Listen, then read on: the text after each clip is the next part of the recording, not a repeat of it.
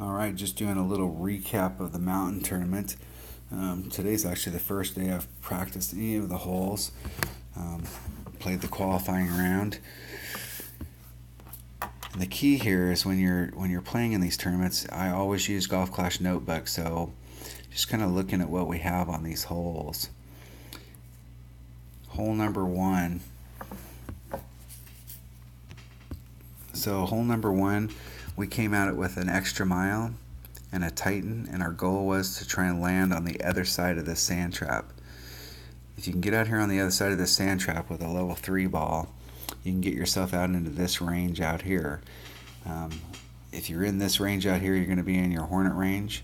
You can use your Thorn and try and do a dunk and do maximum backspin, and if you miss it, it'll just draw it right back to the hole. But it does give you a pretty decent shot at a dunk. This is actually one of the holes that if you like to dunk, this is one of your, going to be one of your favorite holes.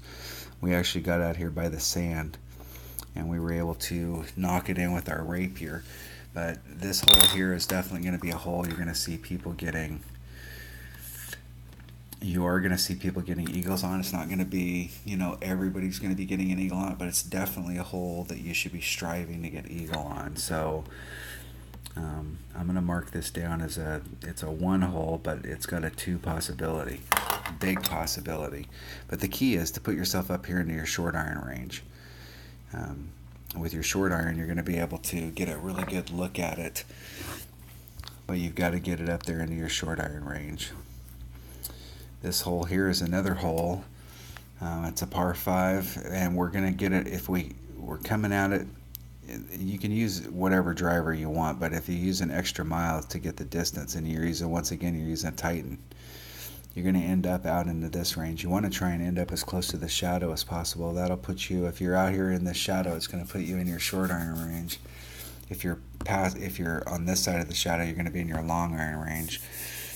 So whatever long iron you feel the most comfortable with.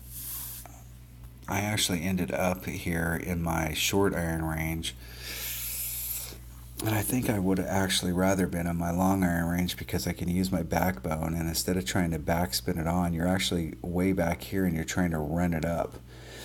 If you're too close to the green here, your second shot you got a huge hop. First time you get into that range, put your whatever club you're using very close to the green here, and you're going to see what I'm talking about, where it's going to bounce on the fairway here, and then the next bounce has a super high hop. But if you come back out into this area, you can actually run it up there, and the ball's going to go a little bit truer, I found, to your ball guide. But this is, once again, it's an eagle hole all the way. But you do have a shot at albatross on this hole. So this is another hole that you have an extra shot that you could pick up. Now, any of the par 3s, if you get a hole in one, my goal on this one, and we practiced this today, I used about 1.5 to 2 backspin. And the goal for me is to start the ball off on this fringe. I want the first bounce to be here, and then I want the second bounce to be on the fringe, and I want to aim right at the hole. And we came very close to getting a hole in one on this hole today. So this hole here is a birdie hole, and any of the par 3s you're going to have an opportunity to get a hole in one. Hole number 4, I like to go the high route. It puts me on the same level as the green.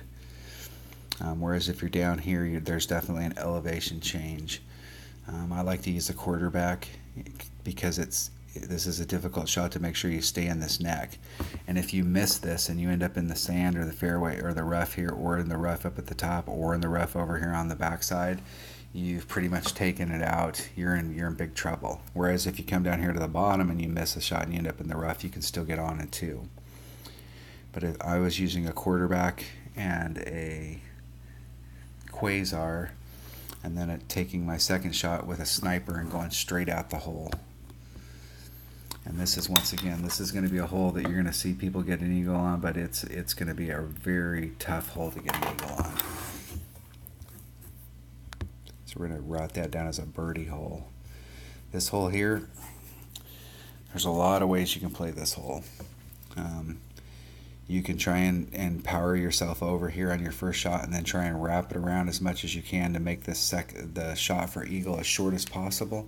But you can achieve almost the same exact goal by landing as close as you can out here. I used a quarterback, and I used 2 topspin. I used 1 backspin, but next time I'm going to use a half a backspin. And I used a Titan, and then I used a big dog to get me out past these trees. You want to get it past these trees so that you've got that shot in with your Hornet. And this is one of those ones I hit a great shot and missed it exactly where it was. I also used a little bit too much. I was a little too close to the hole. You have to start off on the fringe here. I don't normally like to do that. I normally like to start off on the green and run it to the green, but there's not enough green here to work it, so I started a little bit, excuse me, a little bit towards the, I should have been a little bit further back on this fringe area, and I over adjusted a little. I was actually in, you got max club, you got minimum, and you got mid. I was actually kind of pretty much dead center between max and mid, and I made a max adjustment, and I should have actually, my max adjustment was 1.2, or excuse me, 1.1. My mid is 1.9. I should have made like a 1.5 adjustment, and it would have gave me a much better shot at it. But this is a hole that can be eagled, and it's not, you're not going to see a lot of people eagling this hole, but you can give yourself a shot at eagle every time if you can clear it out here with a big dog. And if you can pick this up at least one time in the final round, in the weekend round, you know, this is going to be a huge separator. So you want to be going for that eagle, but you know, it is a birdie hole with a definite eagle possibility.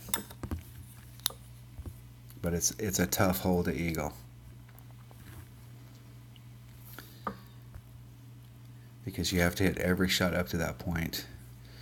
And this hole here, they have redesigned it, and I did a straightforward shot with a backbone and a navigator. I didn't make any adjustment to topspin or backspin. I was about a ring and a half out from the rough right here. On this hole we're getting headwind, and I made a straight wind adjustment, and I should have added about 10% to it, and it ended up being a little bit short. And this is once again one where I hit it great instead of perfect, and I ended up to the left, and I hit it great to the left. But once again, on the par 3s, you're looking for birdie. And if you can get an eagle, or if you can get the hole-in-one, more power to you. Now this hole here is definitely an eagleable hole. Now most people are going to be laying up out here and coming straight at it. If you hit all the way to the end down here, you're just going to want to make sure that you're going to want to bring a sand iron, probably a Houdini. You're going to want to bring a rough iron, like a machete. Because if you end up in the sand or the rough out here, you're going to need a lot of backspin in order to keep it towards the hole. Otherwise, you're going to have a pretty difficult putt. If you hit it out into this area, you're still going to need a short iron that's got a lot of backspin. So probably a Thorn. I would bring all of my backspin clubs on this if you're going to hit it down here. Just in case you end up a little short, you've got a Saturn. A lot of people are going to be laying up out into this area and then trying to come at the hole from here. But you got to remember that you don't want to put too much curl on this, because if you end up rolling off, it rolls fast, and it's very easy to end up in the drink.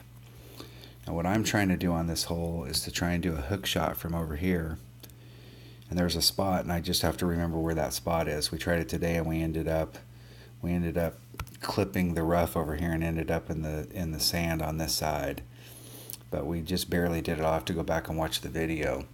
But my goal is to try and get on in one, or to be on the fringe over here in one, and then trying to chip on for an eagle. So for me and my stuff, I'm going to be putting this as a number 2 hole. If I don't get an eagle on this hole, I'm going I'm going to count that as a loss. Hole number 8, once again, there's lots of different ways to play this hole. Now my opponent today was a prime example on this hole of bringing the wrong ball to the party, because he ended up being in between clubs. He brought a katana, and a katana put him where his long iron was over here and his sniper started right here. So if he'd have brought a 1 ball, then he would have been shooting with the sniper. He could have shot the shot that he wanted here. Or if he'd have brought a 3 power ball, he could have used his long iron from this area right here. But if you're from here, you're definitely going to want to add 10% for wind. So if you got a 3 wind, you're going to want to act like it's 3-3. I like to do the rough bump, and we did hole in one this hole, and I like to do the rough bump from right here. I used about 1, maybe 1.5 top spin. You don't have to use a lot. You just have to make a really good wind adjustment, and you want to go right at the hole. So this hole here is definitely a birdie hole, but it's also a hole that you can hole in one, and I think your chances of hole in one from doing the rough bump are pretty straightforward. Anytime you're closer to the hole like that, you're always increasing your odds of getting a hole in one. Hole number 9. This is one of those holes that the people that get eagles on it were the ones that played it smart. The drive shot is basically a layup. Now, I like to use the extra mile, but you cannot use more than, I do not use more than 2 topspin. If you use more than 2 topspin, you're going to end up out here in the sand, and then you're SOL. But the main thing is to not press the issue. Be about 2 rings out on down here so that you have lots of leeway. Give yourself 2 topspin, a little bit of curl so that you can, what'll happen is when you're out here, your ball is going in this direction, and your ball guide's going to have you clipping this rough. So if you put your ball where you want it and then you add some left-hand curl, you can see where it dips down right here. It'll actually bring you into this area so that you can get pretty close to the rough up here, but no more than 2 topspin. Big dog, tighten. And the reason you're bringing the big dog and the tighten is for the second shot. The big dog's going to put you in a landing area over here on the red line, where your first bounce is going to be just barely over this. What I did today was I added some left-hand curl and about 3 topspin, 2.5 to 3 topspin. I adjusted out the wind and didn't do anything special, and let the ball just dribble towards the hole, and the ball ended up on the fringe, pin high. So it was a very easy chip to get on for eagle. So this hole is a hole you absolutely have to eagle. And there's going to be a lot of people that don't eagle it, but you're gonna really want to get an eagle. So what do we got? 1, 2, 3, 4, 5, 6. So 1, 2, 3, 4, 5, 6, 7, 8, 9, 10, 11, 12. And I'm thinking 12 is going to be like your base score that you're going to want to be looking at shooting as a 12. And if you can pick up, and that's getting hole number 7, getting the eagle on hole number 7. I just think if you get that and you can average a 12 just as your base score, in hole number 1 you've got a shot you can make up. Hole number 2 you have a shot that you can pick up. Hole number 5 you have a shot you can pick up. And then the 3 par 3s are pretty decent hole-in-one shots. So, this course has got a lot of ways that you can pick up score.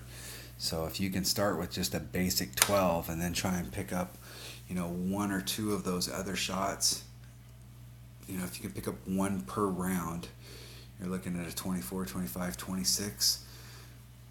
I would say probably 26 to 28. I saw some spectacular scores on the last tournament.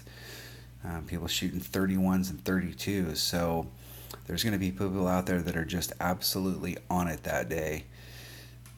And you're going to need to be shooting in the 26 range to try and be in the top 5. And as the week goes on, that might be, I can adjust that a little bit as the week goes on, but I would say that you want to be looking at at shooting between 24 and 28 with a 26 to get you in the top 5. All right. Have a great tournament. Thanks for watching.